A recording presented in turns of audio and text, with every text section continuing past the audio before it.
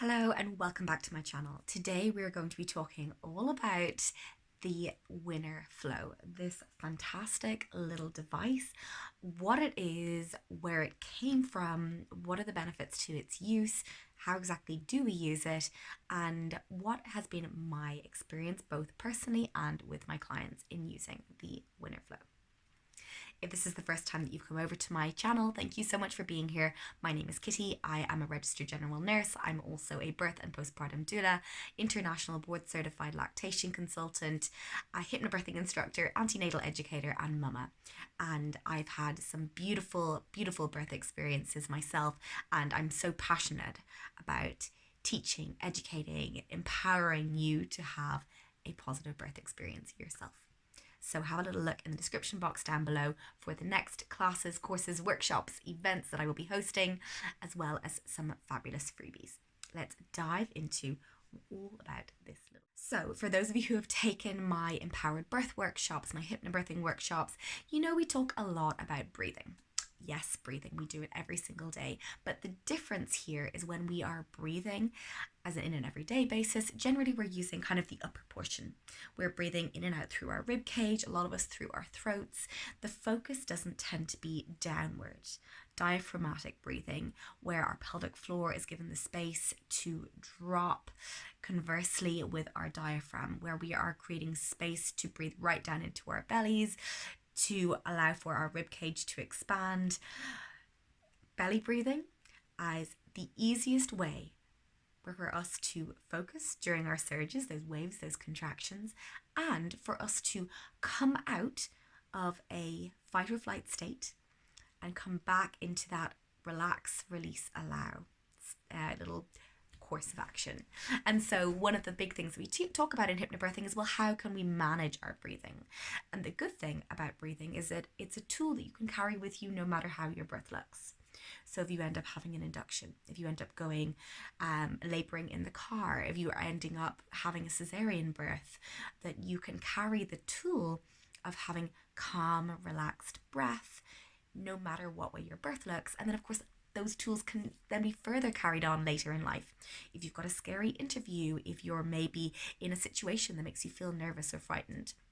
And the big thing that we want to come away from is that fight or flight state. And by slowing down, in particular our exhale, it's a reset switch, a button that allows us to come straight back into our bodies. It can help to ground us. It can help for our pain to become less uncomfortable. It can allow for a positive, comfortable sensation as we are having those contractions. And so this is why it's something that we focus on hugely when we're talking about the power of our mind and our mind-body connection, and how we can come away from that pain, tension cycle and move more towards that relax, release, allow cycle.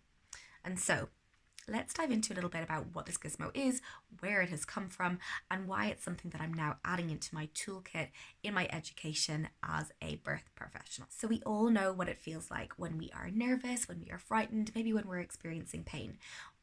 Our breath immediately becomes more shallow. We go into that fight or flight response, and oftentimes we begin to hyperventilate. Our breathing becomes more shallow, but also faster. And so the quickest and fastest and easiest way for us to come back out of that cycle is to control our breath. And so this is where a lot of practice comes in. But the winner flow has a lovely way of giving you that focus.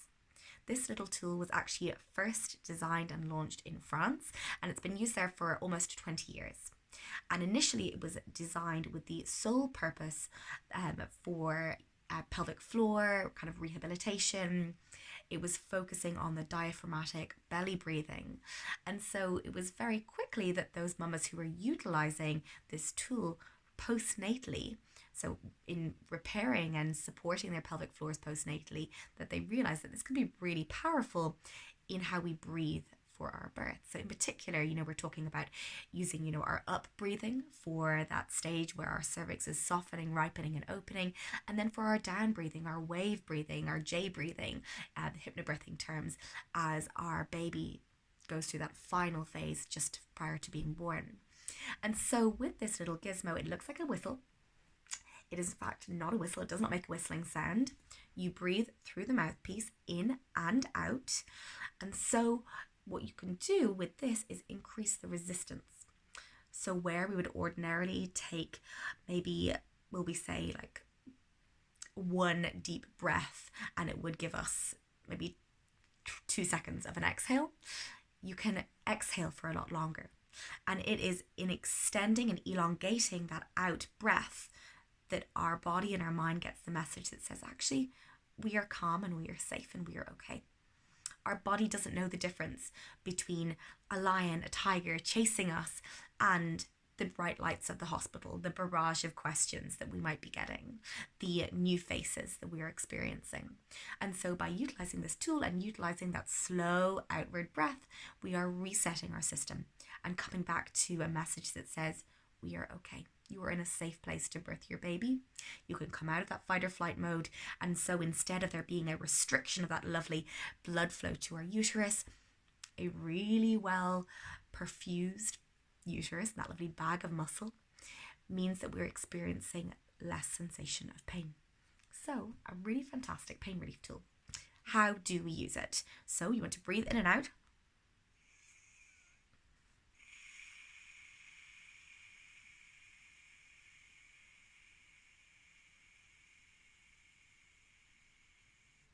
And I could keep going.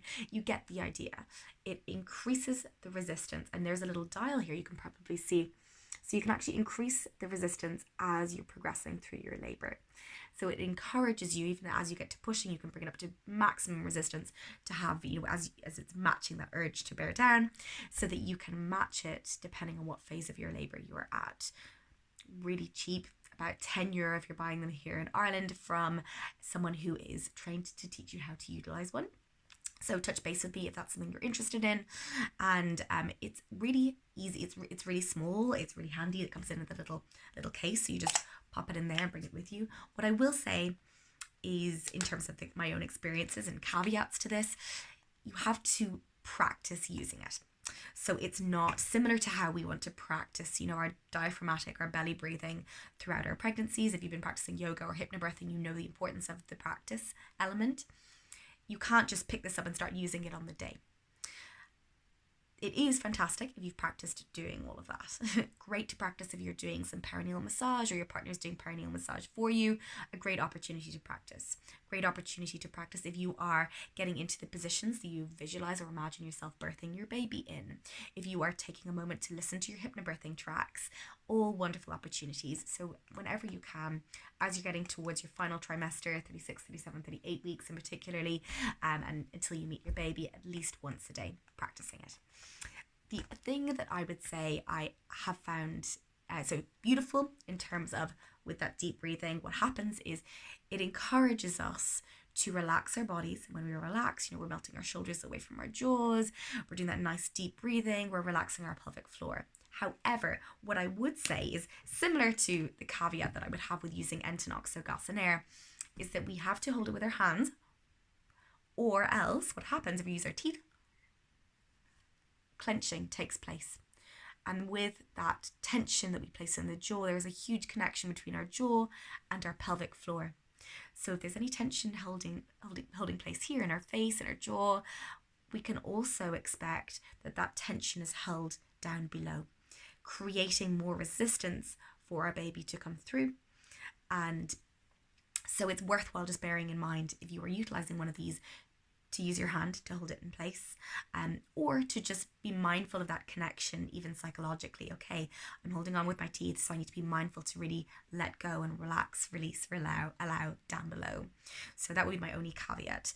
Personally, I loved this for the earlier phases of labor, and as I got to transition, I preferred to just be in my body. I didn't like the idea of being tied to anything, and I didn't use any other pain relief. So it was really, really wonderful. I've had mixed experiences from clients of mine. So some absolutely love them and will be holding it as they've got their baby in their arms. This is the only thing that's going to get them through. It was a real tool that gave them a sense of control and a sense of purpose and a sense of focus. They knew that they only had 3 breaths to get them through that peak of each surge. That was really powerful. It gave them a huge sense of empowerment over their bodies and their experience. And for others, it did not work for them. They preferred to be completely without anything that was attached to them. They didn't like the sensation. They didn't like the plastic of it. It was too much of like a sensory stimulation thing. And so they would just throw it across the room. And the good thing is that they're cheap, so you don't have to worry too much about it if that has been you. I would love to know if you have tried this little whistle winter flow device. How did you get on? Did you enjoy it during the antenatal period, so as you were preparing to birth your baby? Did you use it during your labor, or did you use it postnatally for rehab? Let me know in the little comment section down below, and I will be meeting you there.